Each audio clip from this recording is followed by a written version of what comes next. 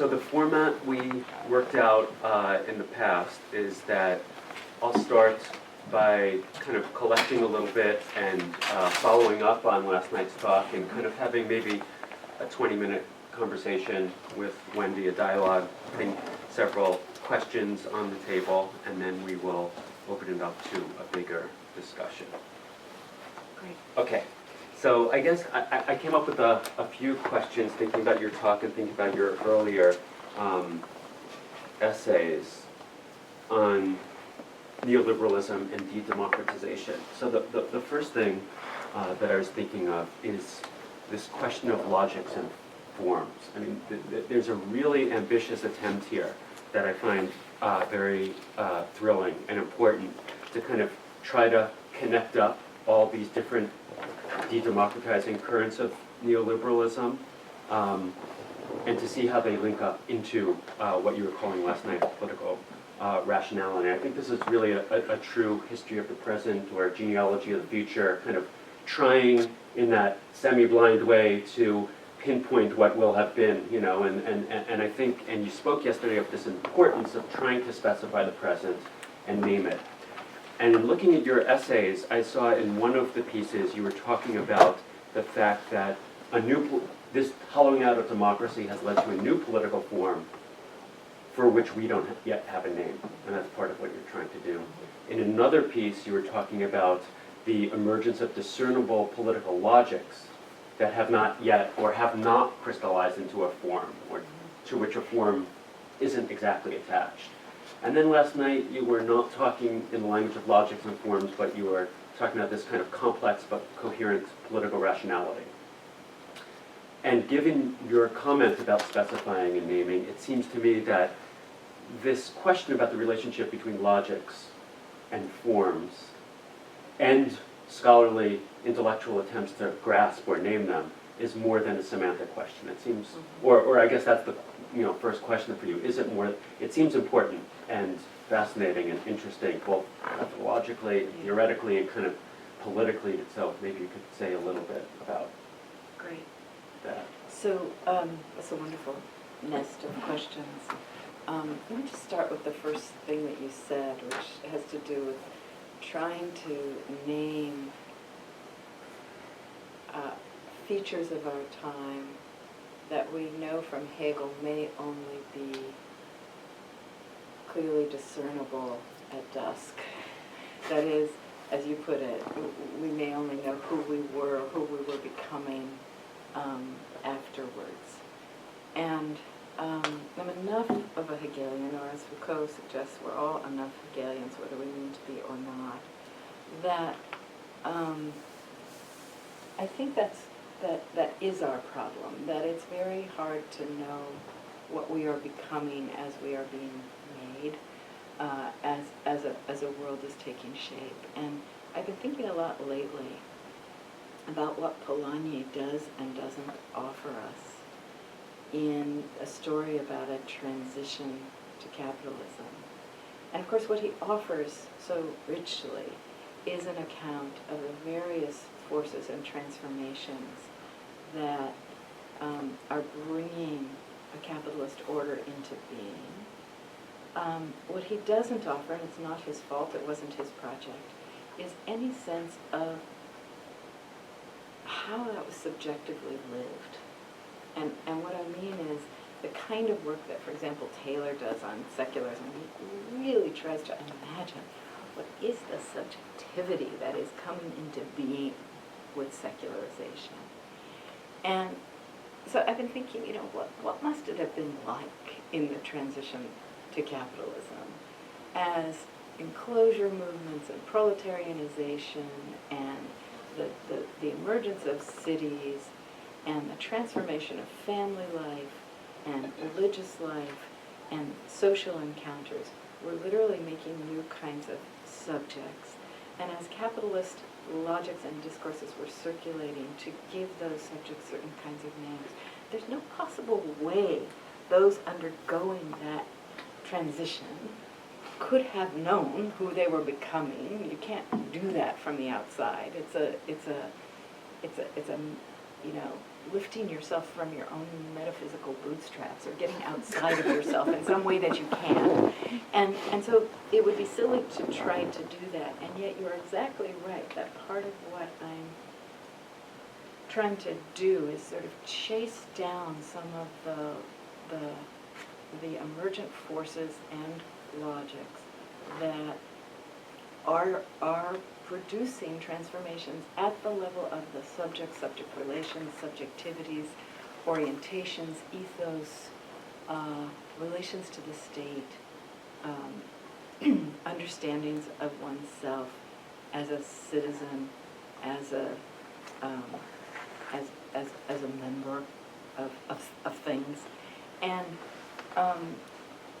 you're right that I'm setting aside, maybe you didn't say this, but I'll just underscore it, certain conventional terms that have been used, especially in the social sciences and social theory, to get at this. Terms like ideology or regimes. And it's not that I think those terms are useless, but I think that they tend to antecedently assume precisely what has to be explained, precisely what we want to know. I don't think there is an ideology of neoliberalism that is busily interpolating new subjects. I think there are circulating discourses and modes of normative reason that perhaps even haven't fully taken shape as discourses that are making subjects, bringing subjects into being, but not in a totalizing way, so that we may simultaneously live as citizens of an older order of understanding and be interpolated discursively as neoliberal subjects in the ways that I was trying to talk about yesterday. So this, to gather this up, I am trying to get at certain kinds of forces, certain modes of reason that seem to be taking hold, and not always in some permanent or consistent or let alone teleological way, that don't necessarily constellate as a new regime or a new form. But some of them do. And my business is not to try to classify, to try to figure all of that out, but rather to keep open this kind of field of knowledge that I think just to stray over to Foucault for a second, I think Foucault sometimes prematurely closed. When I think about the brilliance of a genealogy like Discipline and Punish and History of Sexuality, its brilliance is to be able to map the different discourses or developments that incidentally and accidentally converge and constellate into, say, a new disciplinary regime. But the flaw is precisely that move to assume there will be a regime at the end, or to see them as relatively totalizing. Now, he's always objected to the idea of the totalized scene, and he's always emphasizing there are polyvalent discourses, there are multiple discourses. Precisely the reason there's still agency for the subject is that we're not made by any one thing. And yet those stories, these genealogical stories, almost always do narrate something of a fall from one order into another, or a story about ourselves that results in a subject, and often a pretty abstracted subject, whose formation by a modern set of powers is roughly complete. And I want to press against that aspect of his own genealogical work, to take the genealogist in Foucault more seriously and hang out more. I almost want to say anthropologically, though I shouldn't say it here, but to hang out a little more anthropologically with the messiness of the thing, and not write the definitive story about contemporary neoliberalism. I would also say that's the flaw in something like the Taylor story. It also has a strong narrative. Foucault's more interesting to me as a problem in this respect, because everything in him consciously was pushing against telling that kind of narrative. But I think everything in his training and in his own will to power and thought was driving toward it. And I just think, that's what makes him so rich for us. In the same way that, we can say Marx is rich for having brought to light the operations of capital and yet done it in too systematic a way. Now, I'm not making an argument for just messy thought. I think you get closer to that in somebody like Donna Haraway. And, she alone can do it. But I do think there has to be, as you say, some mapping of logics, some insistence on figuring out where they've constellated into a form and where not, where you almost want to name something a regime and where not. But I'm most interested in simultaneously tracking the variety of powers, bringing what I'm calling, what many people are calling a neoliberal order into being in a particular place and time, and yet also seeing its incompleteness. So let me ask you a question. Sorry. Yeah, no, not at all. Okay. That's fantastic. Speaking of Foucault and subjectivity and ideology, that raises another really interesting question that was floating around last night or implied.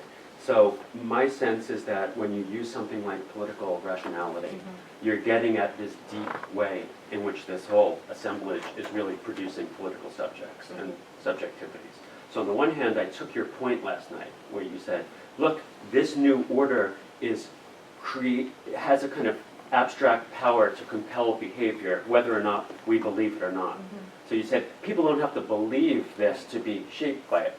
But on the other hand, if I take your argument seriously at the level that you're suggesting here, at that Foucauldian subject formation level, it also raises really interesting questions about what it might mean to overcome this neoliberal rationality. So we may all be Foucauldians who accept the repressive hypothesis, let's say, for example, since I wasn't thinking of Foucault, but we also tend to think, and this came out a little bit last night, that there's this kind of externally opposed abomination, which there certainly is, and if that was just lifted off, we would be better off, and certainly we would be better off, but I guess following other parts of your work, where you pay such wonderful attention to political subjectivity at a psychoanalytic level, to our perverse attachments and investments and desires, to that whole aspect of political life, which is, so there's the Freudian side, the Foucauldian side.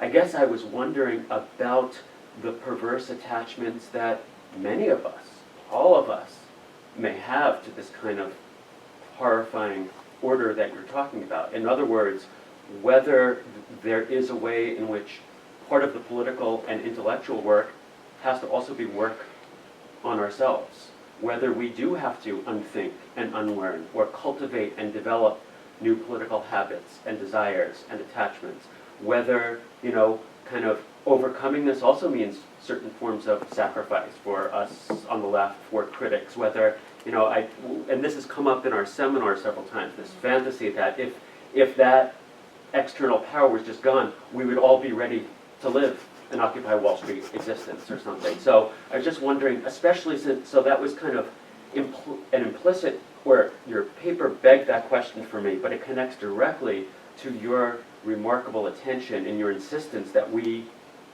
in whatever way, attend to the psychic, the psychodynamic, the affective dimension of political subjectivity, which I think is very rare in political theory. So I was wondering if you could talk about that concern in other parts of your work with respect to this question of this horrifying... I'll do it on two levels. I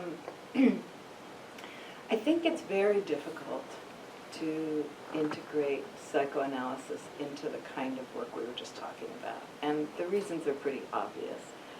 It's a very unhistorical and unhistoricized modality of analysis. And that means that trying to figure out how we live at a psychic level, the particular imperatives, injunctions, and terrors of an epoch and of a set of logics. It's very difficult to do that with psychoanalytic tools, and I don't know any better tools to do it with. I think that's one of our 20th and 21st century conundrums with thinking psychic life. That doesn't mean I think everything about psychoanalysis is right. I just continue to think that it is the richest fairy tale we have about the psyche. Mm-hmm. And I also just think it's pure pleasure to read Freud. I think he is one of the, half dozen social theorists who it's just a pleasure to enter the thought and think with him and see the wild places it goes. But that is now a closed parenthesis. So what do we do with this markedly unhistorical, transcendental, transcultural discourse that we know isn't, that we know is Viennese bourgeoisie in content, and that we know is European and patriarchal and white and colonial in substance? And I think we always fail. I think we just have to start there, just knowing we will always fail, and that doesn't mean we should give up. In the book I wrote on walls, I almost feel like I symptomatized the failure, because here was this work that was trying to think about the global phenomenon of walling as a symptom of eroding sovereignty globally, and as a practice of resurrecting certain kinds of sovereignty locally that will take different forms in different places. And then when I got to the chapter on psychoanalysis, it's as if there was no location and no globe and no history. It was just really fun thinking about defense mechanisms and the way that defense mechanisms produce the desire for walls that actually don't end up working, but serve the fantasy of protection and obduracy and so forth. And I couldn't take it the next step. I mean, there are people who do, obviously, again, in anthropology, people like Stefania Pandolfo and, you know your own literatures here, who work really hard at giving psychoanalytic accounts location and reworking it for particular sites and scenes. Fanon is obviously another. But I think it always fails, because the heavy hand of Freudian theory is both what opens up a world of the psyche, but also what makes it take off from location and particulars. And I don't know anybody who's actually successfully overcome that. Then I want to say something more specific to your question. And it has to do with the question of resistance that you raised, which is, what does it mean to be able to, what are the possibilities of being able to resist, say, contemporary neoliberal logics at a psychic level? And I'm just thinking about, in the last few days, the number of conversations I've had with graduate students who have said things like, or postgraduate students, well, yeah, this teaching work I do doesn't pay the rent, doesn't include benefits, doesn't sustain me, and doesn't have a future, but thank God I have it. And what I was thinking about, which is a very understandable position, is that it's already an acceptance of an austerity order in which to even have crumbs produces a gratitude and an abjection and a complicity that is very understandable, but at the same time is just the opposite of resistance.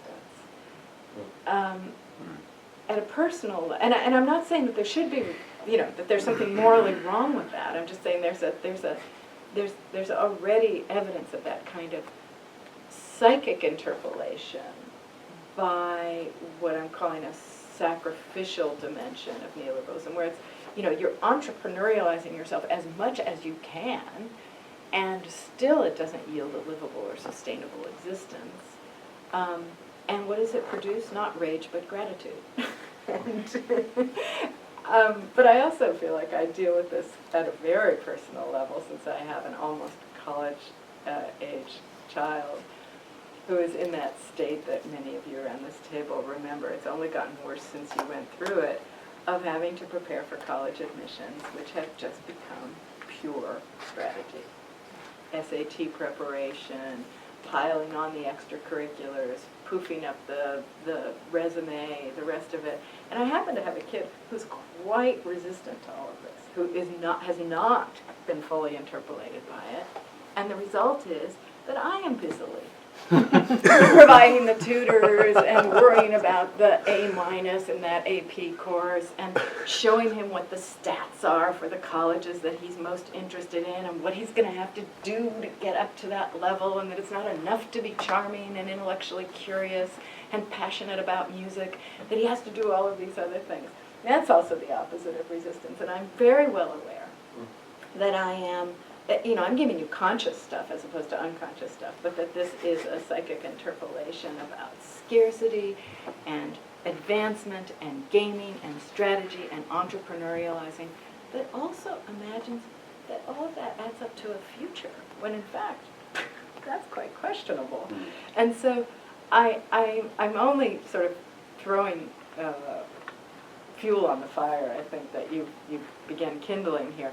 I don't have an answer to the question of what resistance to that psychic interpolation looks like, except to see what the chasm is between the logics that we can map, of sacrifice or of interpolation by entrepreneurialism and investment in human capital, and the fears and the terrors and the anxieties and the willingness to sacrifice that doesn't have to be an overt patriotism, but is simply, a kind of willingness to keep offering the self to the project that I've suggested we've been integrated into.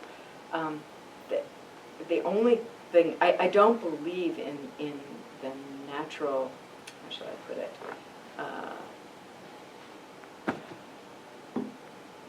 I don't believe that contradictions themselves ever produce politics. I think that's one of those legacies from Marx we just have to give up. But I do believe that looking hard at the difference between the story that one has been interpolated by and the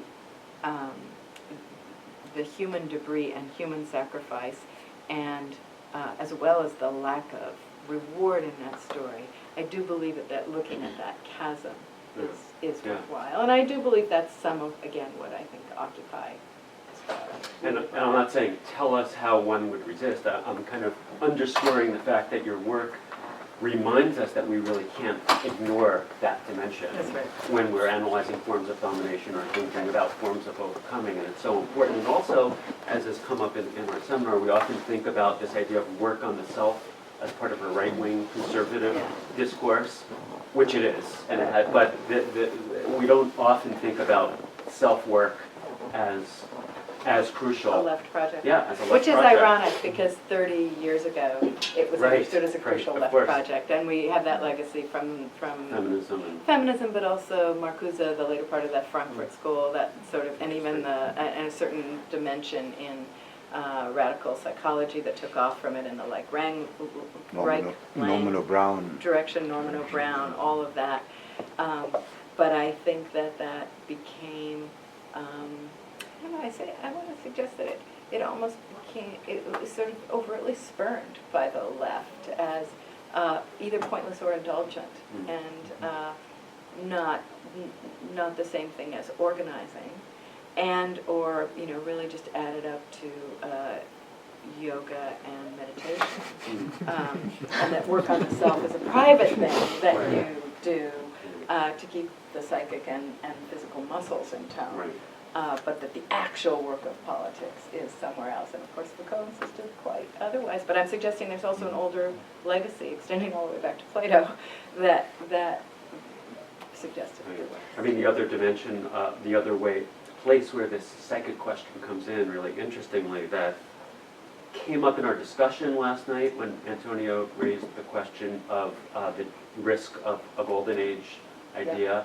And I guess I wanted to kind of invite you to say more, since it's been in your other essays, but less about this, about that really interesting insight and idea you have about the kind of the de-democratizing, one of the effects of the de-democratizing power of neoliberalism has been to put the left in this paradoxical position of mourning an object, liberal democracy, that had always been, that they had never loved, exactly. And even in your own writing, sometimes you're warning about that, sometimes you're very empathetic, and sometimes you're ambivalent, and I think that's something, I mean, I can relate to as a reader. I'm not, that's not criticism, but it's you're putting your finger on something I think so important about this moment. And of course it does, we were talking about this last night a little bit, remind me of that Frankfurt School moment where these Marxists were suddenly talking about liberal autonomy as, as a good. So it's a very complicated... Well, and the chief left melancholic among us in that respect is Habermas.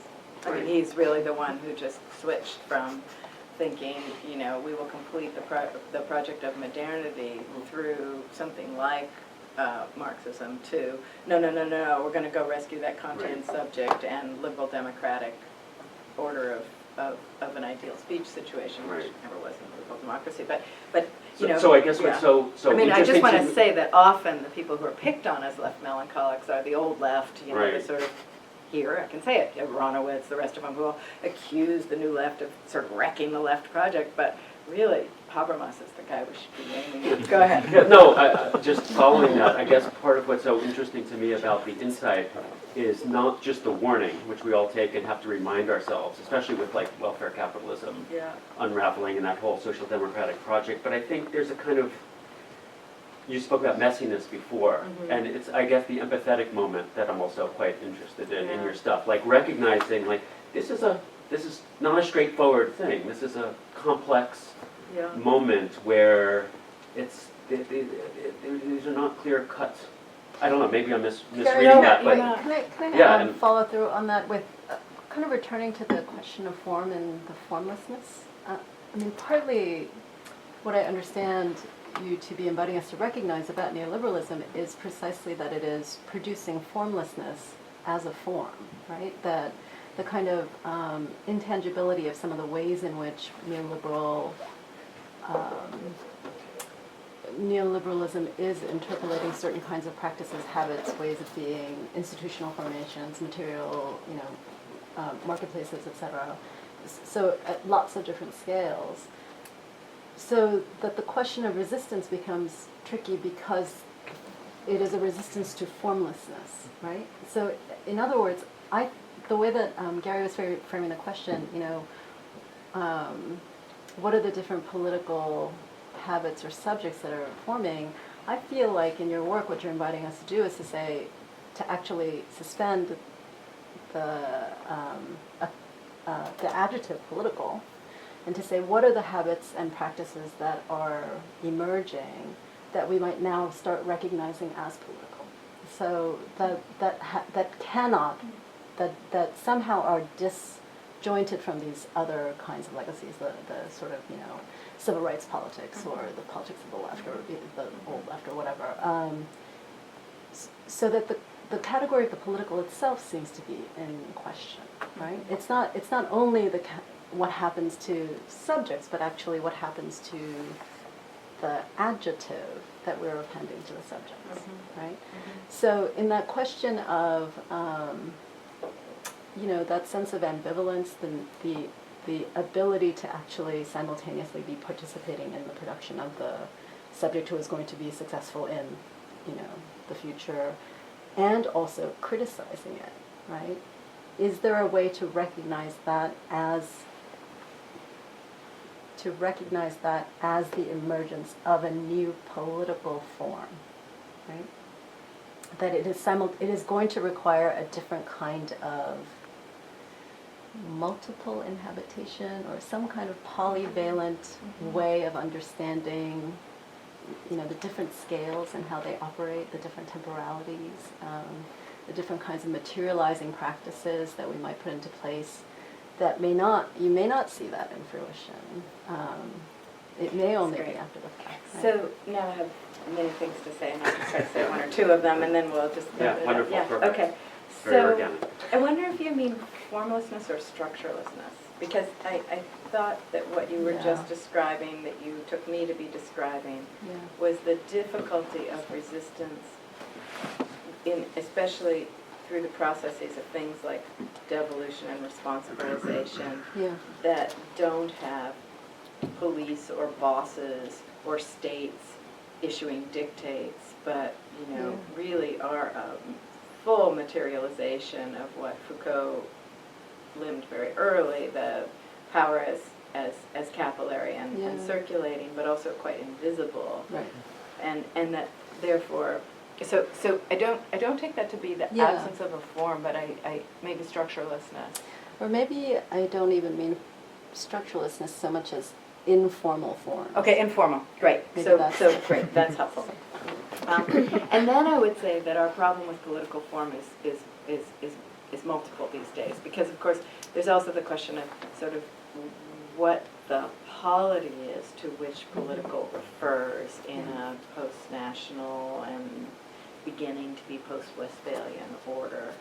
And I have, you know, kind of ongoing anxieties that I litter around in various essays and books about whether it is possible to conceive democracy outside something like a bounded form. I continue to worry about that. I worry about democracy bandied about as something that occurs in spaces and places that are unbounded.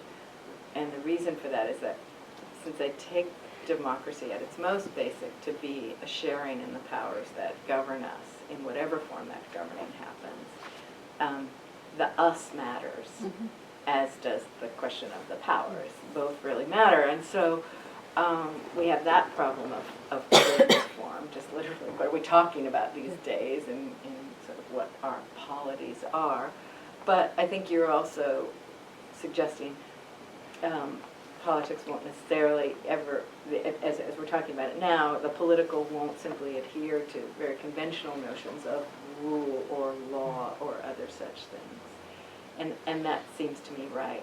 My worry when the political gets too radically disseminated in meaning and becomes too much of a floating signifier is that it loses its meaning, and it's already imperiled by the economization of the political, I think. And I worried about that during the height of the cultural studies era in academia, where everything was named political, and the question of whether there's politics simply wherever there's power, I think, is the question we have to ask, and my answer is a provisional no. But that also leads me to want to say one more thing, which is about democratization and de-democratization and the Golden Age. I'm often accused these days when I give talks of having a golden age, that if I'm talking about de-democratization, there must have been an era that was democratic. Or if I'm talking about how the economization of the political, there must have been a purer moment of the political. And there's probably that risk in speaking this way. But I just want to underscore something that I mean by democratization and de-democratization in particular. It seems to me that in almost all democracy talk, including that of radical Democrats, there is a certain presumption, a colonial presumption, about democracy as that which simply exists in the West. It's been achieved.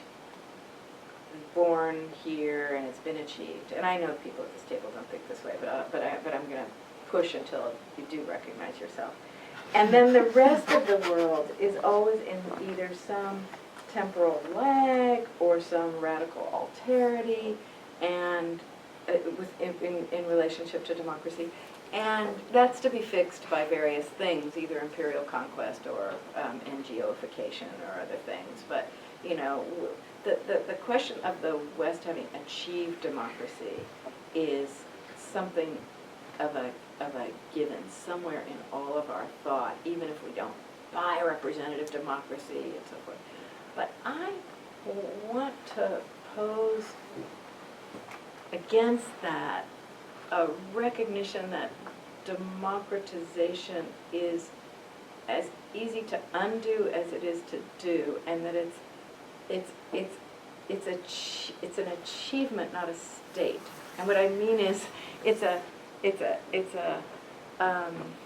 practice. That would be the better way of putting it. Just as Foucault insists, liberty is a practice rather than a state, and that it is possible to have radically de-democratizing forces operating at the same time that there are democratizing forces and democratizing attachments.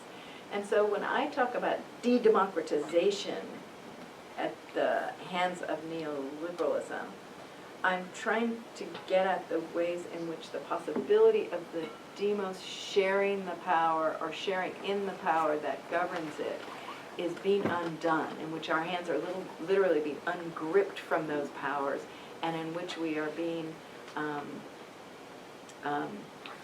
separated from one another such that we can't possibly share those powers, isolated as we are through neoliberal discourses of devolution and responsibilization and the attack on society and the attack on the political through governance and so forth. And that those de-democratizing forces don't mean there was a democracy and now it's over. It means there's a certain kind of attack on shared power or assault on shared popular power that makes us hand in glove with certain kinds of assertions and institutions of shared power. And I want to suggest that's true globally. That's not true in the same way everywhere, obviously, but that it makes, I'm trying to bust up that colonial conceit that's at the heart of thinking about democracy. And I'm like the 2000th person to have done this. I'm not doing it in some original way. But I don't think that it requires that there be some golden age in which there was more, or in which there was democracy and now it's being undone, to look at the forces that undo it. I think those forces are different at different times, and that democratic practices, they don't always constellate into democratic regimes, and neither do de-democratizing practices. Andy, I want to ask you two questions. One actually relates to what you're just talking about.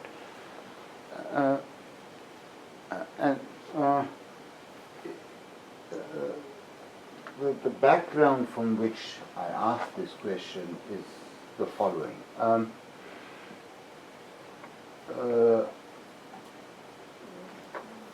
In places like India, one has seen, and elsewhere of course, one has seen, let's say in the last 50 years, 60 years since independence,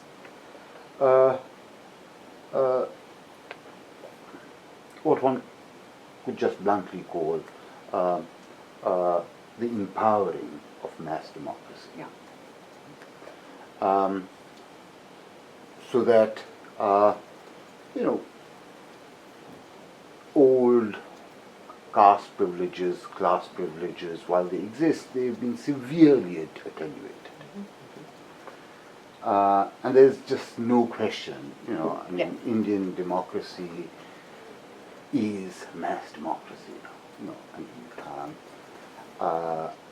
at many levels, at the national level, at the regional level, at the sub-regional level, it's a highly democratized society, in the sense of, in this kind of basic sense of power now has to be authorized, principally through elections.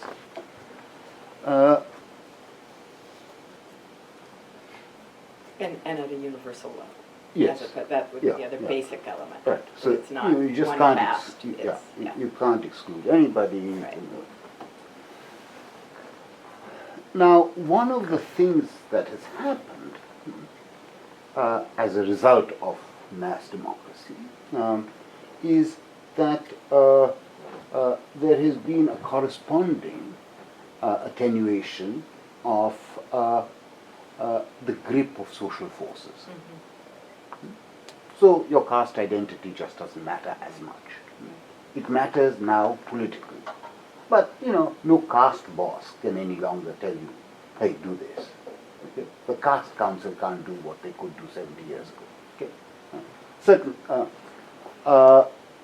Certainly the old noble lord can't tell you, do this, do that, vote for so-and-so, vote for so. Now, so that has happened, and yet when one looks at the outcome has been something that one feels ambivalent about. So there has been a kind of demonization of minority groups. There has been a kind of populism. There has been a kind of instrumentalization of various things. There has been a short-termism. So countries like India, basically, a member of the Indian Planning Commission said, in Indian democracy we can't any longer plan. We have a planning commission. No one's in control. Yeah, it's just so. This contrasts heavily with 19th century democracy, where one can think of 19th century democracy as being a political structure which sat on top of a bunch of social structures that controlled people. Whether it was the manner, whether it was religion, whatever. So those social structures have got attenuated. So you have a much more political society and a much more democratic society at one level. But the outcome is something I'm not so sanguine about. So I want your thoughts on that. The other question I want to ask you is a question which Ashil, when he was here, raised, and which I think is a very interesting and important question. And to put it very bluntly, what do you think might be or is the relationship between what one might call a radical politics and a radical ethics today? So Ashil's answer was something like, I don't remember his own more eloquent words, was something like a radical politics and a radical ethics are joined in the fact that in places like South Africa and no doubt elsewhere, the issue of life, the threat to life, of survival, of being able to perhaps sacrifice for others, or perhaps kill others, or being able to literally just exist. Radical ethics and radical politics meet on that issue, that you have today in various parts of the world this issue of life, survival, everyday survival, quotidian survival. Okay? So in the slums of Bombay. And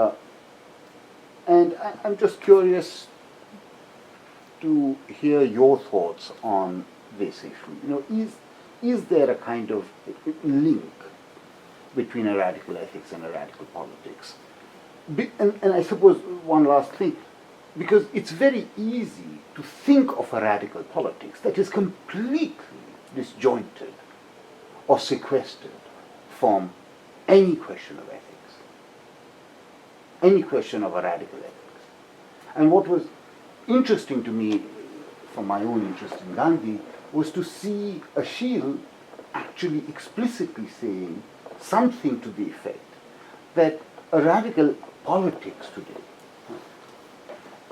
must somehow be linked to a radical ethics. And they don't always, as we know, they don't always pull in the same direction.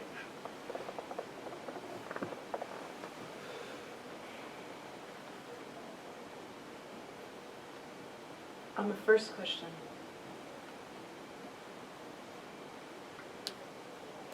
the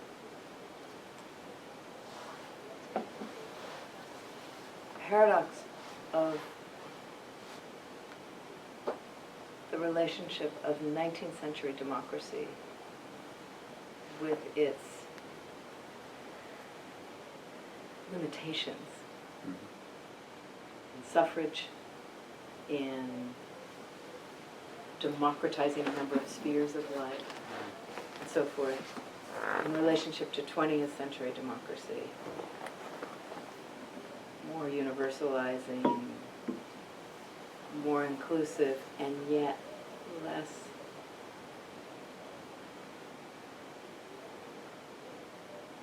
less available, where power is actually less available to the demos. And yet they are constantly also being in the presence of power. Right. And as you put it, where everything is politicized. Yeah.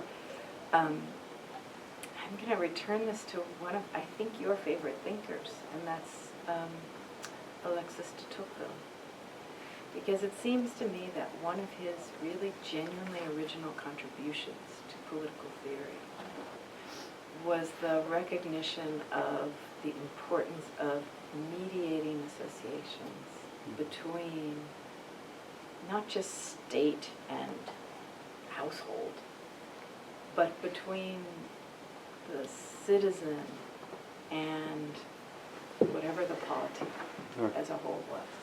And his appreciation of those associations, whether it's townships or civic associations or extended family or state politics, various kinds of federalism, his appreciation of those, I think, was that these associations, regardless of how hierarchical and exclusive they might be, nonetheless gave citizens an experience of power and a way of attaching to an available element of the nation, in his case, the nation, that mass democracy couldn't do. And so his great fear, as you know, was that mass democracy had as its other face despotism.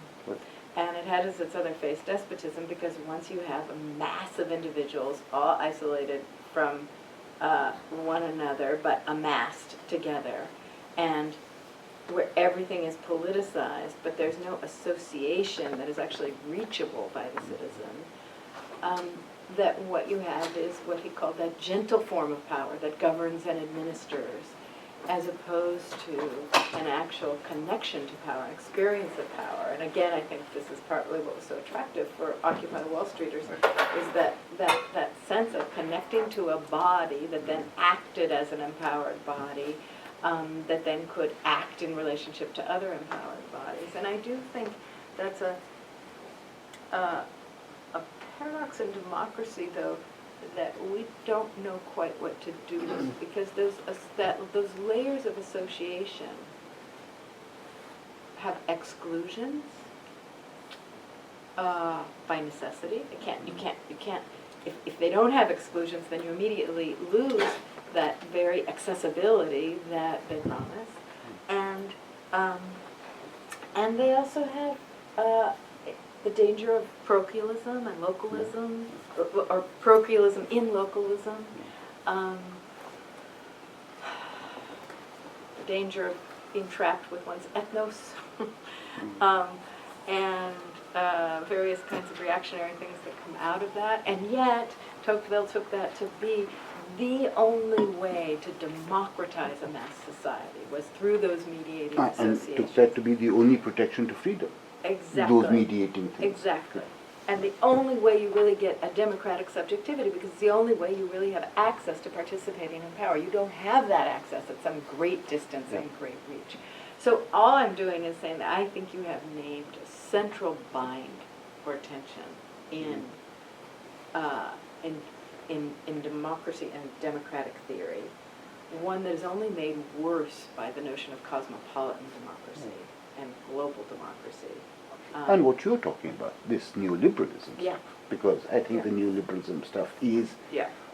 the one thing it is not is exclusionary. It's That's right. actually It's for everybody. It's for everybody. In fact, you can include animals and bugs, Yeah, and everybody you know, can be a self-investing entrepreneurial operator. So, I mean, Yeah, it's absolutely inclusive, and you really, one sees that in the extent to which neoliberally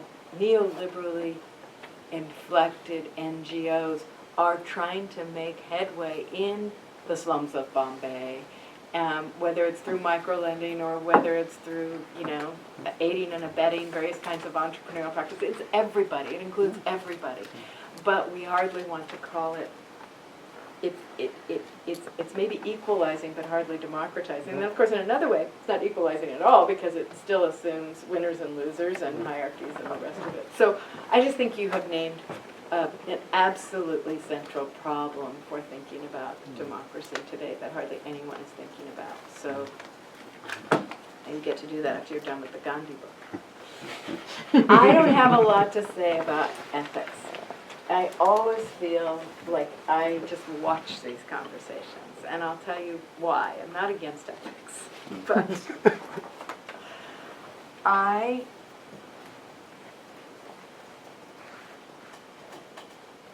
take ethics to be at its most basic about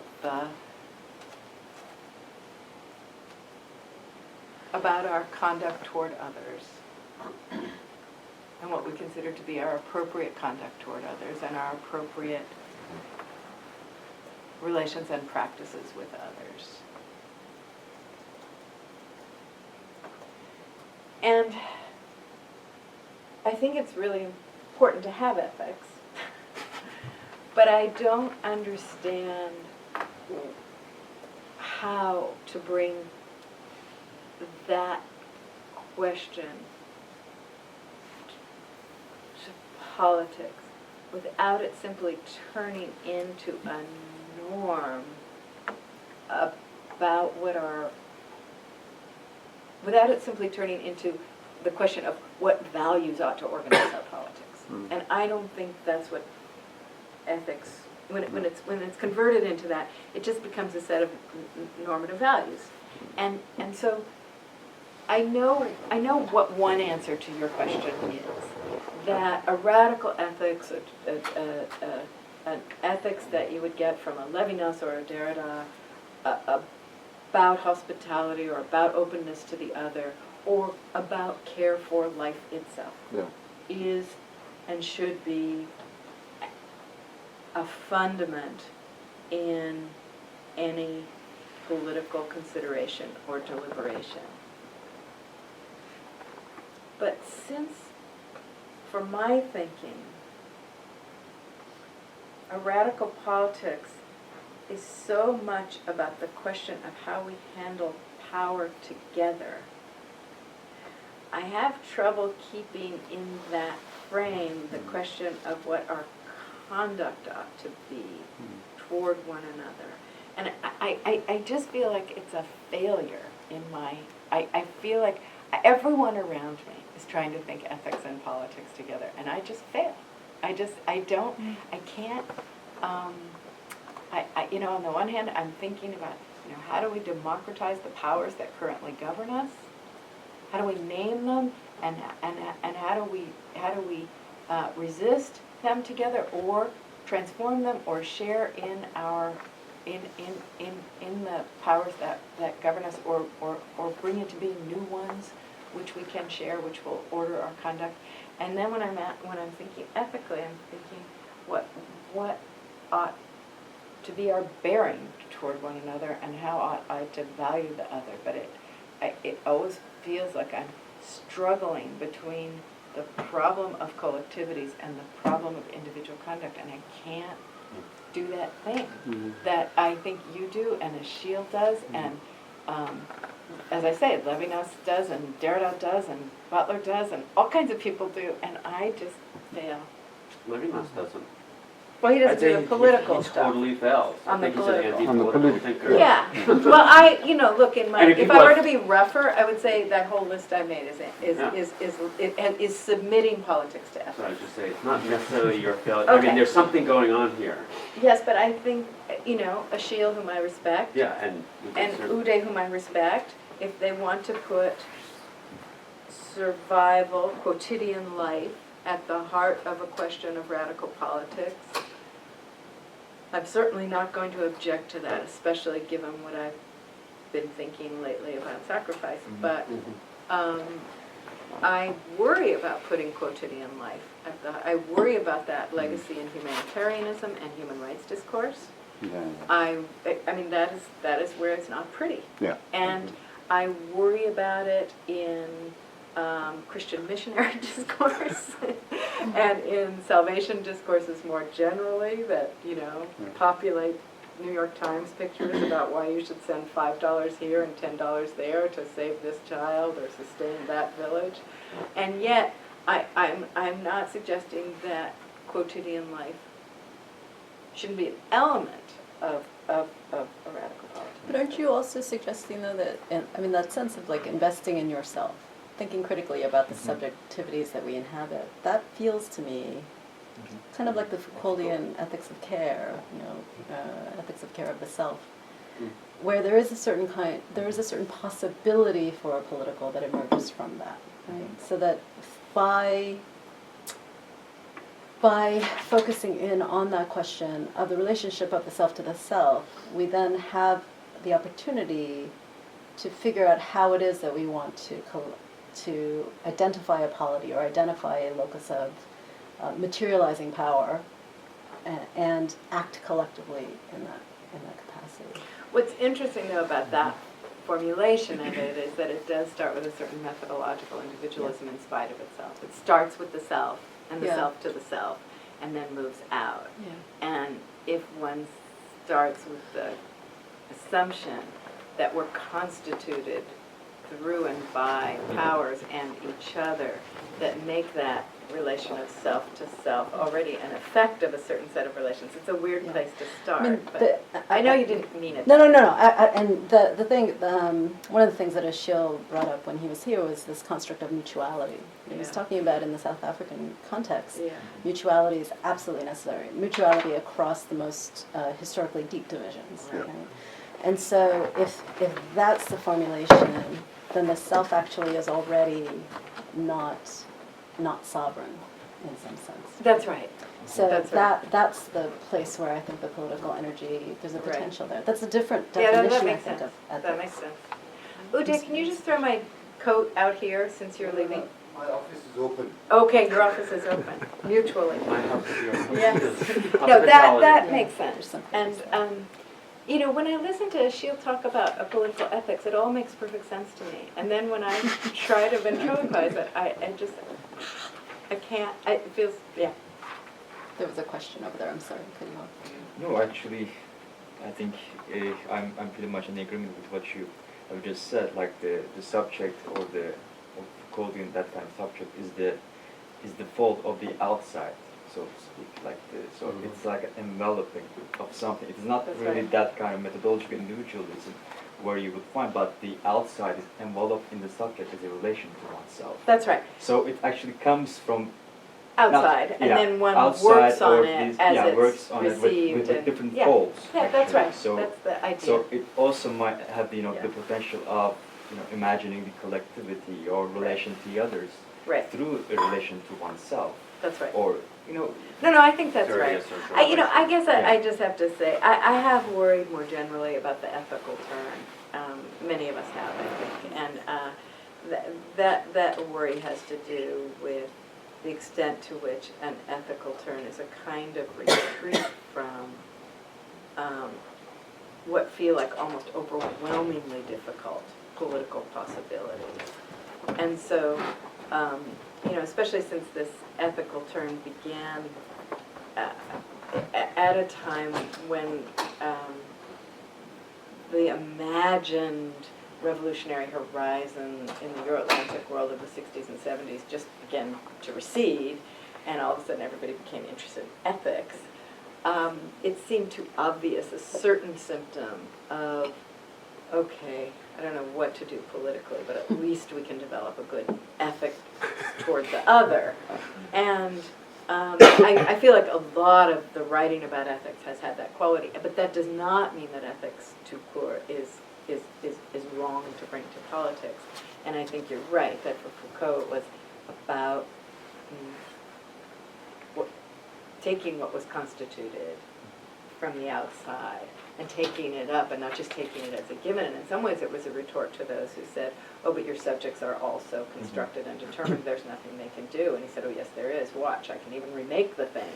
And that, certainly was an interesting move, but I do think that the ethical turn is at risk of substituting ethics for politics, and I think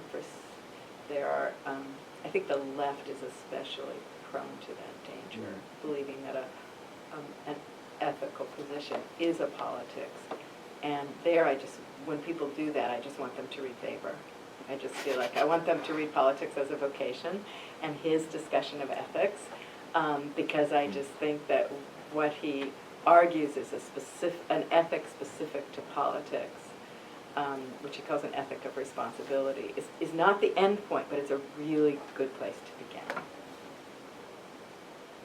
Can one say there's an equal risk, I'll be provocative here, with the post-secular turn in academics on the left, with religion? I mean, Keep going. okay, Just so I can see what the parallel is. So we live in a world where absolutely, as you were talking about yesterday and as we've learned from the post-secular critics, we need to take very seriously the resurgence and persistence of religion in public life under neoliberalism, under late capitalism. We need to find non-ethnocentric, Eurocentric, kind of positivist or reductive ways of dealing with religious forms of life on their own terms, seriously, respectfully, and yet is there so I guess it's twofold. Is there a risk that there's a kind of very fine line between that and a kind of fascination with religion that may also be symptomatic of something at this moment? Absolutely. I agree. I think the parallel there might be that again, it's too difficult to figure out what to do with all this. And so let's just go into a modality of respect and understanding, and it's almost a kind of happy pluralism that doesn't search for a way to come to terms with certain kinds of religious mobilizations and return us to the problem of politics. So yeah, I agree. Oh, sorry. I have a question about it's a broad question about the way we're talking about economy, the split between economy and politics. And I was thinking about it last evening during your talk, during the questions, when there was a question about fairness and the distribution, and that I felt like in your question it seemed somehow it was cast as peripheral to democracy or to the Republican idea of civic virtue. And I'm sort of fascinated by this question because I think that taxation, progressive taxation, that I wonder whether, okay, we talk about the economization of the political. And my problem with that, you said you've been accused of theorizing a pure, what would be the pure politics, but my question would be different. It would be, have we sufficiently articulated what the economy, economic circulation within the nation state, and the taxation, the fact that states are founded in debt, actually, this is not a kind of, catastrophe that's happened. They're the very basis of democracy, public credit. So I'm just concerned about that division in the way we talk about. And so it's not, I agree that in some ways we've had the marketization of the political, perhaps, but when we say the economization of the political, it seems to me has always been economic, and I wonder if we don't have the languages, or where's the genealogy that we can draw on to specify that. Not necessarily in the mode of critique, genealogy as critique, but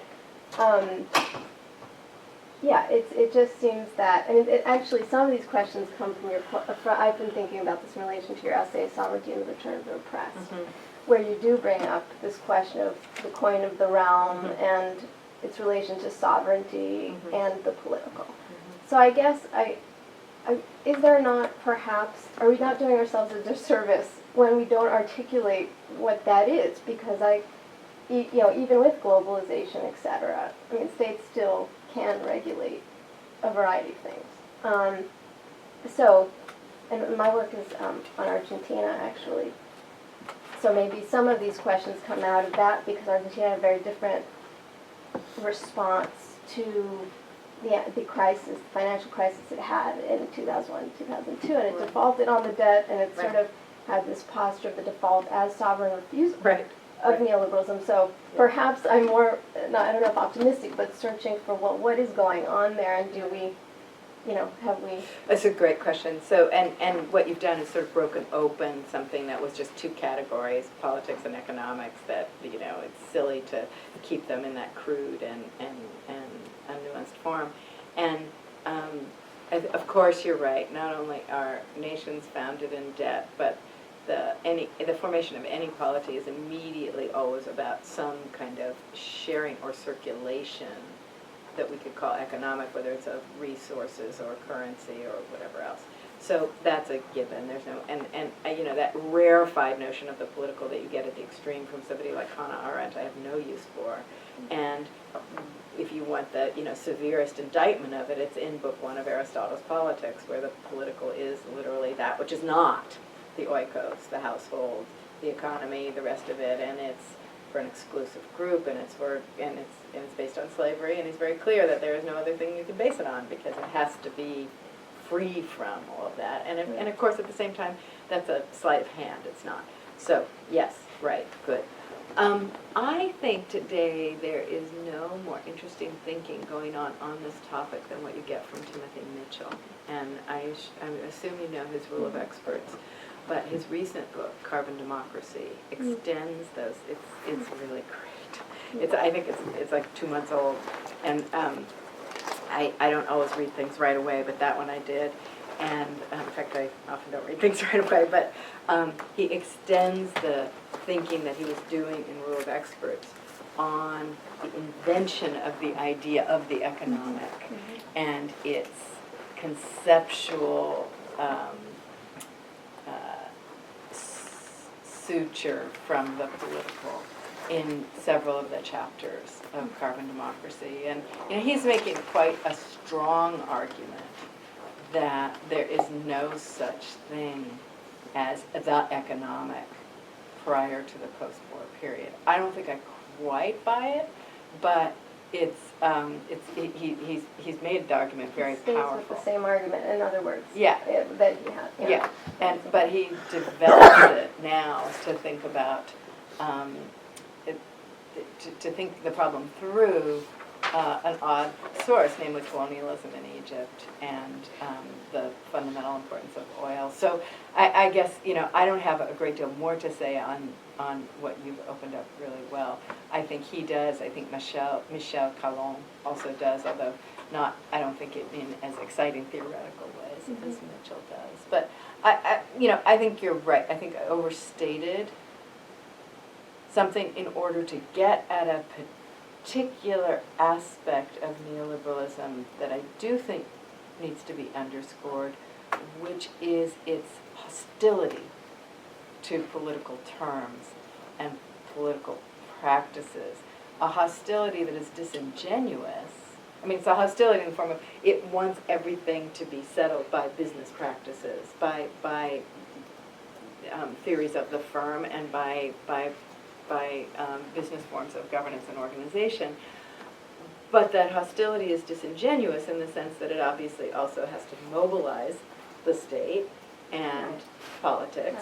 And the most disingenuous form of that is always captured in the figure of the Chicago Boys in Chile, Yeah. who are at once expressing contempt for the state and at the same time deploying its military and legal apparatus for various things. So I'm not suggesting that we take at face value its hostility to politics, but I do think its hostility to politics has a very profound effect on democratic cultures. Mhm.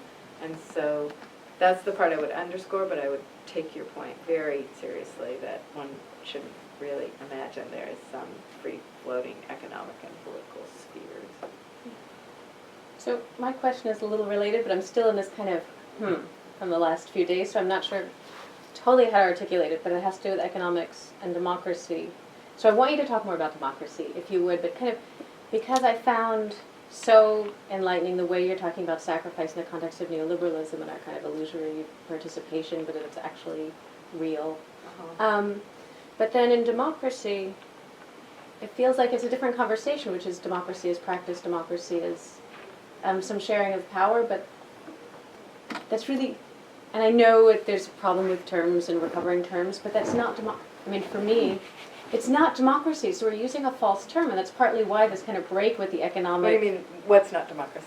When we talk about liberal democracy as far as participation, but it's not actually that we're sharing power, that there's That's right. participation. I think it's a very similar thing to the analysis with neoliberalism and sacrifice. So, Right.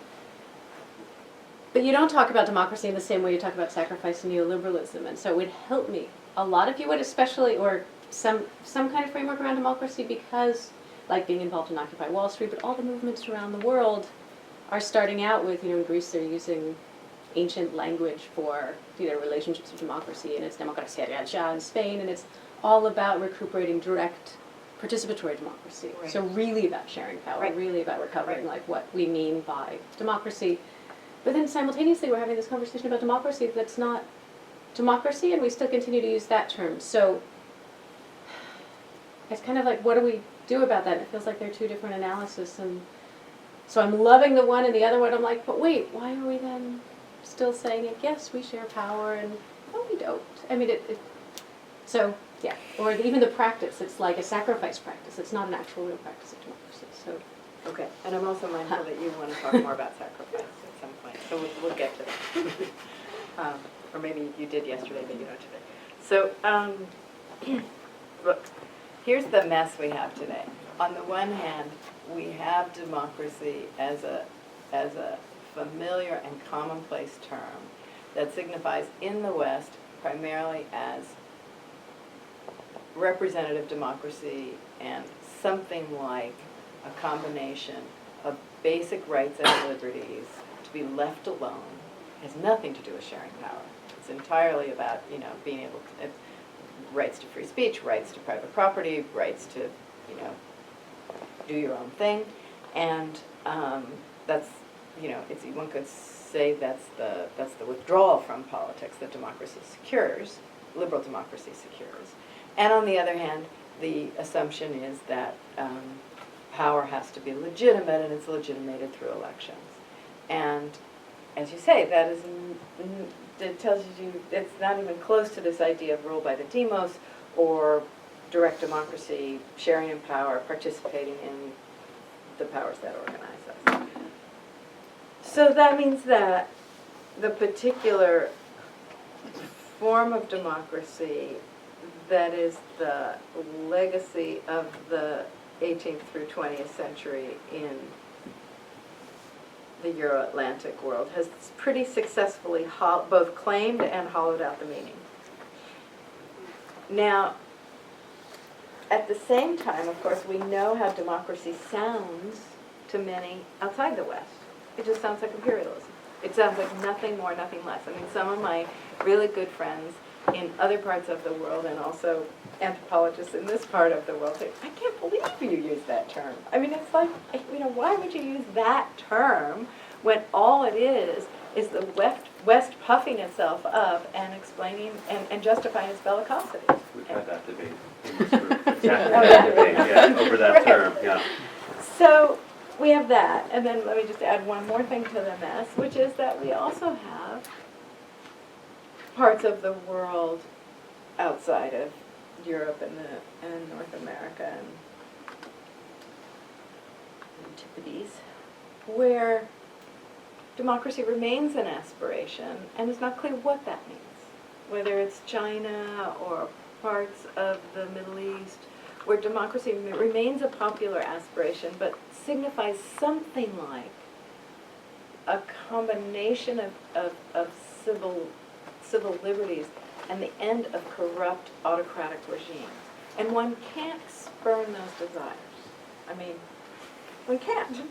They're very, and I think they have to be understood roughly as, that's a pretty crude description, but let's let it stand, as something like a description for the inchoate aspirations of large parts of the Arab Spring. Bring an end to the autocratic and despotic forms of power and corrupt forms of power that rule us, and give us something of a say in who rules, but it's not necessarily a call for direct democracy or anything else. So this is where we are. And I think the best we can do is, you could invent another term, and another term might stick, another term for that more radical notion of democracy.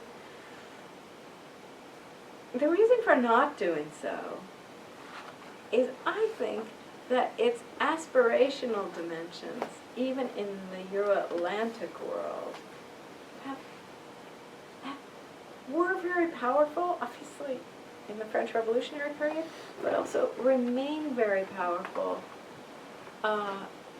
as an ideal, as an imaginary, where it's not doing the opposite, where it's not making us simply sanguine about the order we have, which is not democratic at all. I also don't generally think that deliberate inventions of terms tend to stick. So, there's just the practical, which is, every time somebody comes up with some new name for the thing that we're all for, it floats around for a minute or two, and then, so it's funny about, go ahead. No, it's just odd, though, that we will talk about Fordism and post-Fordism and have these kind of categories in neoliberalism to talk about a similar phenomenon, but changing and being more specific in democracy, we've just kind of let stick for a few hundred years. Yes, Without being more specific and most saying, people "No, don't know we're what really Fordism talking and about-" post-Fordism are. We do, right? So maybe I'm saying, if you just walked around the world and talked about these things, you wouldn't get too far. But it's more than a few hundred years. It's a few thousand. That's the thing about democracy as a Greek term, but also as one that gets revived in various moments of Renaissance and early modern republicanism. I think we could let it go, but I do think it could also be radicalized. I do think terms could be resignified, and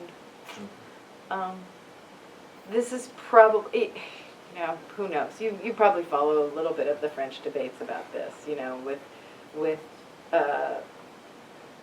Rancière and Baudrillard and what's his name? The thug that was suppressed. The one who's sorry. Badu.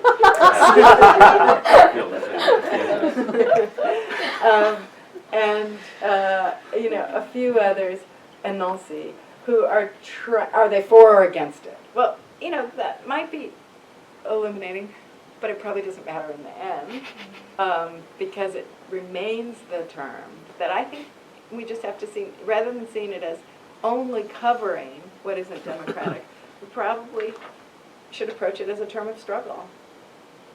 And I actually feel the same way about universalism, which isn't as important or popular a term, but I think universalism, on the one hand, has been fully debunked. We know there is no such thing, and we know it's got its conquering and imperial and exclusionary dimensions, and I think it must remain an aspiration. I mean, actually, maybe that's to go back to Uday's question about an ethic. You know, that we want something, not a universal form of politics or culture, but that we want universal inclusion, even while we know better. So, but I understand your frustration, and I really, and the translation problems are just huge. I have a question that's maybe about sacrifice in the way that you're thinking, but when you're talking earlier about how graduate students are so grateful for these crumbs. No, I mean, I think it speaks to this phenomena that I'm really interested in, which is how this increase in insecurity in our present also tends to produce an increased willingness to sacrifice. And you were talking about how, in some ways, that's the result of this psychic interpolations of like scarcity or game theory. And I'm wondering if there's also a role that temporalities of neoliberalism play in that, specifically like the prioritization of the future, or the idea that, or the causal relationship between sacrifice in the present producing some kind of future happiness. And if you think that maybe, you know, it's less overt or like less theorized than game theory, but that maybe there's ways in which that temporality itself plays a role in our willingness to sacrifice. That's a great question. I want to ask you to just say a tiny bit more about your idea of what the specific temporality is of neoliberalism that you are intrigued by and that you think works here. Oh, I think there's kind of two ways that, I think firstly in neoliberalism there is really a prioritization of the future. Like the future is where things will be better, the future is where, you know, happiness lies, and it's really just a matter of getting from the here to there in a way that isn't really reflective of it has really nothing to do with the content of this present. It's just this is the place where we work to get there. And, you know, because, you know, neoliberalism is very, very much the story of capitalism in which the present is insecure, right? And we're really struggling against this insecurity, that part of that idea of the future entails an idea of security. So that's the idea that we're working towards, this like happy, secure future. And because we know that the way to get there is like hard work in the present, it really makes us willing to sacrifice more and more to try to get to that idea. I see. Okay, let me reframe it a little bit. Not because you didn't frame it well, but just to put it in the trajectory that I understand neoliberalism to have interrupted in that story. So, you know, the classic story that somebody like Weber tells about the Protestant ethic and saving, investing in order to get capitalism up and going, seems to me close to the story you're telling here. You know, you instead of just reaping the fruits of your labor and enjoying them, the Protestant ethic, among other things, produces an ethos of investment and asceticism and saving in order to serve God, but he says it can cease serving God and just serve the order of capital accumulation. I think, I'm not sure of this, but I think that the betting and gambling aspect of neoliberalism, which is no small aspect, you know, it's really featured heavily in derivatives, but it's everywhere. It's in currencies, currency speculation. It's in the extent to which neoliberalism is hitched to finance capital rather than commodities and production. And in finance capital, everything is, of course, the stock market and betting. I think it's interrupted that story a little bit, so that you are now being asked not just to sacrifice and self-invest in order to arrive at security, but to do so, I want to set aside the sacrifice thing for a second and get back to it. But to do that self-investing and put up with this order of things in order to improve your betting position, but with no guarantee, with no security. And I think that's partly, you hear that in your orbit too. You know, we don't know if there'll be jobs for you at the end of the line. We don't know what the professoriate's going to look like. We don't know what academia in general is going to look like. But you do this, do that, you're at least in a better position on the gambling table than some others. And even then, you might go belly up for all kinds of unpredictable reasons. Or not.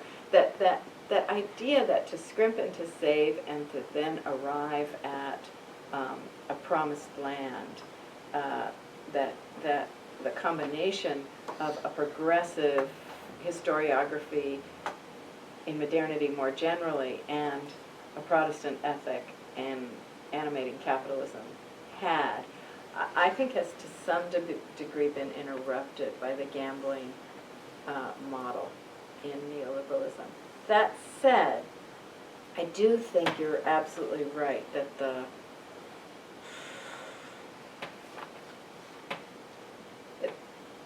injunction, the imperative to suffer in all kinds of ways in the present. This goes back to what I'm telling my son to do so that he can get to the promised land, because it will yield something, is itself an endless game. And that is, of course, one of the things I think that Occupy also identified. You can just get on this treadmill forever. You do X to get Y, Y to get Z, Z to get back to A, and so forth. And it's all just why? Because, the reason there's no end point is that the only value has become this strategic gaming in order to improve your own investment climate for your own human capital and to continue appreciating that human capital forever. And there's no end, there's no other value. Now you inserted a lovely other value, which is security and a nice distinguished professorship at CUNY and the promised land. But I do think more generally that neoliberalism has erased even that, and that's one of the reasons so many of us are frustrated by the heavily strategic gaming dimensions of our students and our world more generally. It just seems to have, there's, as one colleague put it, that the value rationality that Weber said would be overcome by instrumental rationality has actually changed such that the only value is now human capital appreciation in and of itself. Yes, it's always instrumental, but that itself has also become a value. But I just want to say one more thing.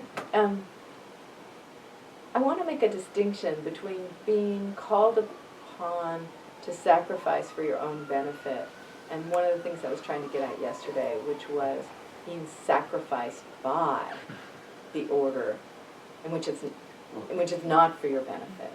And I don't think I've worked this out very well. And I was thinking, when you asked me yesterday if I might think more about sacrifice with us, that I'm not sure in the end sacrifice will be the right term. The reason I chose it is twofold. One, I think that we hear shared sacrifice so much in austerity times.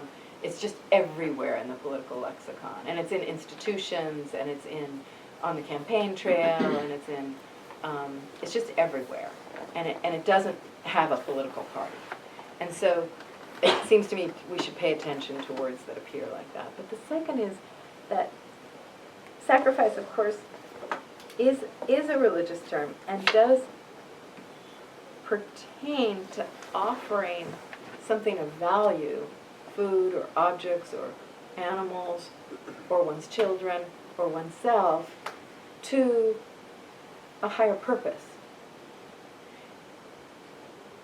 The highest purpose being God.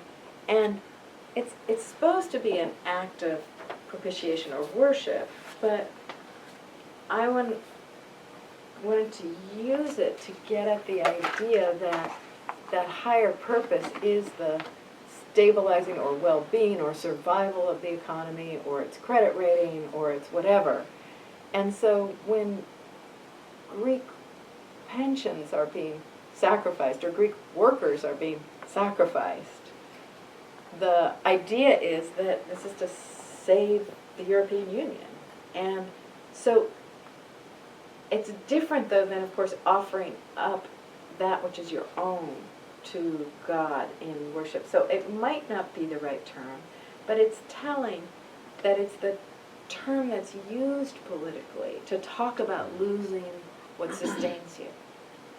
And if it's being used politically to talk about giving up what sustains you, whether it's a pension or a salary or whatever, then it seems to me that it does have an object in mind that the sacrifice is serving. When we all must share sacrifice, we have to share sacrifice. Why? Not just because the economy is tanking, but because we're trying to preserve something or keep something intact that is a higher purpose than the thing which is being sacrificed. And so that's a little different than, say, you sacrificing for your own future, but which also could be for a higher purpose. But I'm trying to get at the purpose that is outside of us, which is the closer to the classical meaning of it. But it might turn out that another language needs to be used here besides sacrifice. And I think that the reason that it's a compelling term is precisely for those reasons, insofar as it's the it's kind of the rhetoricization that enables that kind of the mechanics of neoliberalism or of global capitalism to actually try to convince us that this is for our own good in some kind of broader spiritual way, right? So I understand its kind of effects and the power of it as used, and I'm absolutely convinced that we are being asked to accept ourselves as sacrificable entities, or disposable, I think is the term that I just kept hearing, is that we've become disposable, that the work that sacrifice is doing is this kind of rhetorical sleight of hand to cover over the fact of disposability, and kind of the enhancing disposability, the increasing disposability of everything, right? Except for the market itself, except for but the thing that I think where I got caught last night in your discussion, was thinking about the people who are the newly homeless, right? The people who have been kicked out of their homes because of foreclosures. And part of what you suggested was, why is it that there isn't this uprising around them, right? And I kept thinking shame, right, which still attaches to that sense of I failed, which I think is also part of, right, like the sense that it's my individual choice as opposed to the structures that produce this condition, right, and kind of the disarticulation of those things, when in reality it is the structures certainly that produce the conditions that created this. But I couldn't map shame onto sacrifice. And so I couldn't, there was something about the different kinds of subject positions or different kinds of standpoints or perspective, what that was. I'm not sure they're mappable, but someone might. But I do think you're absolutely right. Shame is at the heart of it. And that shame itself, of course, was engineered quite effectively by the immediate response to the first wave of foreclosures on the part of a combination of mortgage lenders and politicians and then sort of general moralists in society who all said they shouldn't have gotten in over their head. Right. What were they doing taking out such mortgages? Who did they think they were? Yeah. And of course, what they were doing taking out such mortgages was simply responding to the sales pitch of very aggressive banking practices that continue to this day, and an encomium on the part of 2 decades of especially Republican leadership, though it's not exclusively so, to be an ownership society, regardless of what it took, that was the golden ring. And so the effectiveness of that shifting of blame to turn what had been doing what you were supposed to do, responding to both the political injunction to own and the encomium to own and the solicitation of those selling junk mortgages, the conversion was almost instant. And so then the question is, are those who are newly homeless and or disposable in that respect the ones who are being referred to as sharing sacrifice? And I think maybe not. I think they're maybe just being cast as the losers. That's shifting a little in the popular discourse as various kinds of mortgage bailouts and deals are being worked on, and as there's some pushback against that early shaming. But I don't know how the shame has gone to sacrifice. I think there are the shameable and then the sacrificable. I think the sacrificable are more pure. I mean, I do think when we're all asked to sacrifice, we haven't necessarily done anything wrong, and we may have done everything right, but our ways simply can't be supported. So you get that double discourse with the Greeks too, that, the Greeks, they don't work, they sleep, they eat, they party, they expect pensions, they retire at 10, the rest of it. And then you also get the, I'm sorry, we just, this is going to be really tough and people are going to be really angry, but there's nothing else to do but just rapidly tighten this pipeline and cut off all of that.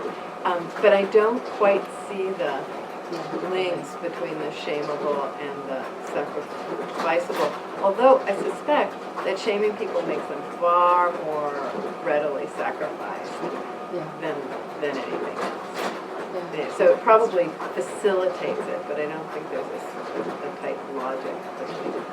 There's something really interesting to me about the kind of hyper-rationality of neoliberal logic.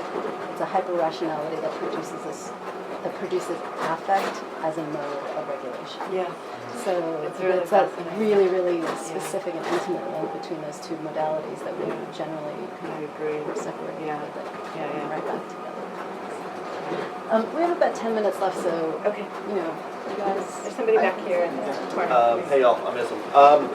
One thing, I guess that I've been a little frustrated in hearing so far is I'm not quite sure that the discourse around shared sacrifice and the it's certainly operable neoliberal rationality, but I'm not exactly sure how effective these mechanisms are. I mean, it's one thing that the discourse on shared sacrifice, if we just focus on that and the assumption that it's certainly operable, but whether it's effective excludes the fact that there's been hundreds of thousands of people mobilizing on the streets rejecting this sort of discourse.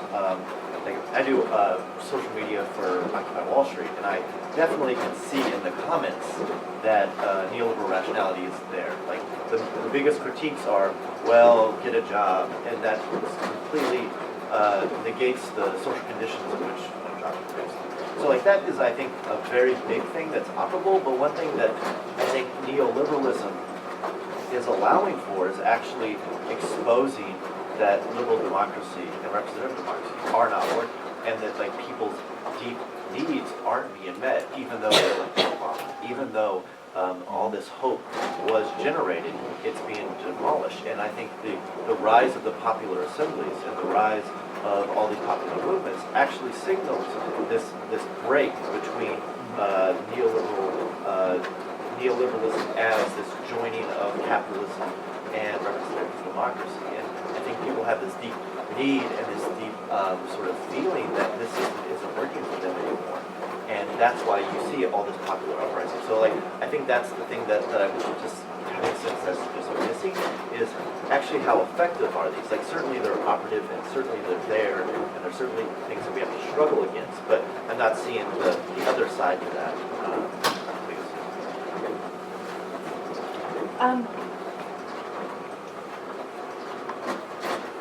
I think you're right that there's a tremendous amount of resistance. There's no question about it. That's what Occupy was.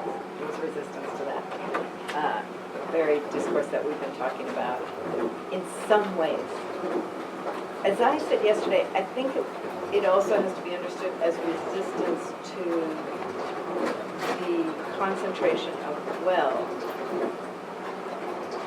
and radical inequalities, and as you say, non-representative nature of representative democracy. That doesn't mean that it always gets at all of these logics of the neoliberal production of the South, the reduction of the subject to human capital and so forth. I think lots of people in Occupy do. But I don't think that all of those who've responded positively to Occupy do. I think some of them are simply and rightfully enraged about the rich getting richer and the many sinking. And that's a different rage than rage at what we've been talking about as the remaking of the whole of society, every human being, in market metrics. So I completely agree with you that there is resistance, and that's why I ended where I ended yesterday, that, you know, this bleak picture has been interrupted by and reacted against by Occupy. I would have ended in a very different place 2 years ago. And it's why my own enthusiasm for Occupy is so high, and nobody can talk me out of it. Even whatever quarrels and complaints people have about it, I think are in some ways beside the point, because it is the force we have right now against a fully marketized universe, let alone nation. But I think we have to be careful when we're involved in any movement, which is we can be in an assembly of thousands and forget that there are hundreds of millions who aren't there. And the only place you and I might disagree is that I think this rationality is, if you want to use that language, working on a lot of people. And I don't just mean the ones that say nasty things about Occupy. I mean the ones who are not paying attention to Occupy or the Tea Party or anything else, but are simply getting by and taken up and taken in by this rationality. And I certainly see that in my undergraduate teaching at Berkeley. Very smart students who have zero critique of the rationality that has them on the treadmill that we talked about. So I am not saying that to be discouraging. I just think that it is both true that it's not working and that it is working. And the task of Occupy is to make it not work more and to spread that out. Go ahead. Logic question maybe related, which maybe goes back to some comments you and Gary were having at the beginning about logic and form, which from your talk yesterday was sort of a remarkable depiction of the present form of political rationality, and to hear you more talk about it as something that is becoming and not finished. Mm-hmm. But at the same time, how to depict a becoming without producing a sense of its own durability. Yeah. So in other words, how to, and because you mentioned Timothy Mitchell, just the looking at a regime, whether it's the production and distribution of value, that points to the limit points of either a discursive regime or a regime of production and distribution of value. And again, just thinking about the Middle East, where so many political scientists made their career on the durable authoritarianism. Yeah. And how, but precisely because of that fear, and I'm not at all comparing what you're doing. No. Yeah, it's lovely to hear it. It'll help me when I go back home. It's just making me think of a logic of durability. Clearly, they had no sense of the limit points to that. So. The political scientists, I really, let me put this slightly differently. The ones who really had that were the old Sovietologists and Eastern Europeanists. Mm-hmm. They were so invested in the conviction and the proof that these regimes could not change, and they had 101 explanations for why they were simply stuck historically, politically, socially, every way. They literally had nothing to say in 1989, nothing. And if you think back to that time, most of you are too young, but it was astonishing how little punditry there was from that part of my profession, because that durability, and that's part of the positivism of the profession too. It thinks it's always explaining change, but all it's really doing is explaining how you move one factor or one coordinate and you alter the course by a millimeter. It's not, every once in a while you get somebody who's trying to explain revolution or populist revolt or something like that, but it can't really explain I can't explain that which surprises it at all. So I'm only saying yes to your quite right point. A last question, or? Yeah. I would like to go back a little bit to the discussion regarding the term democracy and what you were saying before about the possibilities of resignifying the term. And I'm thinking about this because I guess that beyond the discussion of whether you can use the term democracy to refer to the political system in many of the industrialized countries, and you can say, well, this is not enough,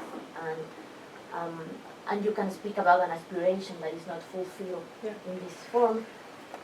It seems to me that the term democracy also carries a form of, you could say, like a social epistemology, and I don't know if this is the precise term, but a technology of governance. And I mean, it's not just about elections. And I am thinking about this regarding the so-called transitions to democracy, particularly in Latin America, and what this has entailed. And this, we could say the imposition of democracy as a political system has been accompanied has been hand to hand with neoliberal politics. Mm-hmm. And I know that they are not the same, but it seems to be like a symbiotic relation. And many of the bodies of knowledge that are associated to neoliberalism, understood in an economic term, are also intrinsic to the ways in which democracy has been developed in Latin America. For example, there has been all this transformation of how government works. And on the one hand, there is the demand for expert knowledge and the formation of experts. Right. And on the other hand, there are all these principles such as transparency that seem to be conflicting but work together. And you have for example, in Mexico, that is the case that I know the best. You have this very deep transformation in the way in which government works, and how all the government agencies are being demanded to standardize its procedures, to transform everything into information, to make their workings accountable and manageable. So I just wonder to what extent we can decouple the term democracy from all this kind of machinery. With great, great difficulty. We really are back to your question. And I think it's extremely difficult. And really, we don't even have to go to the question of that governments through the commodification and instrumentalization of knowledge, which is a very good example. We could just go to the way that democracy during the height of the Afghan and Iraqi wars was reduced by American political discourse simply to market democracy. It really had nothing to do, even with sovereignty. I mean, Iraq was declared a democracy while it was occupied by us. And so democracy referred only to the privatization of the public sector and the ability to repatriate profits to outside of Iraq by multinationals, and to the flooding of the place with capital, foreign capital, but also to some tiny modicum of civil rights. But so democracy carries the baggage that you described. Potentially, it carries the coupling with capitalism that somebody like Friedman dreamed of being able to achieve, and I think he never imagined his dream would be fulfilled as completely as it was in this decade. But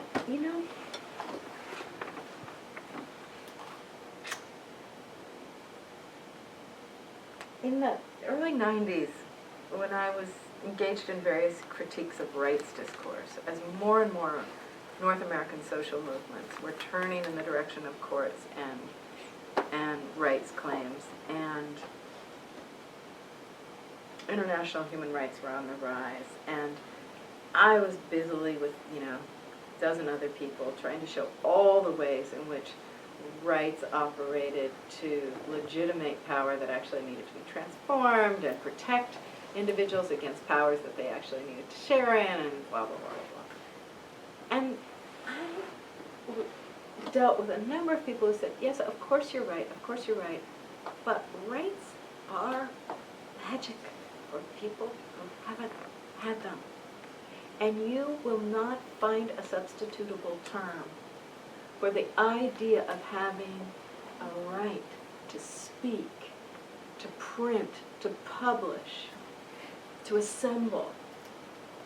You just won't, you can call it a bunch of other things, but we know from 300 years of European democratic practice, it's called rights, and that's what we want.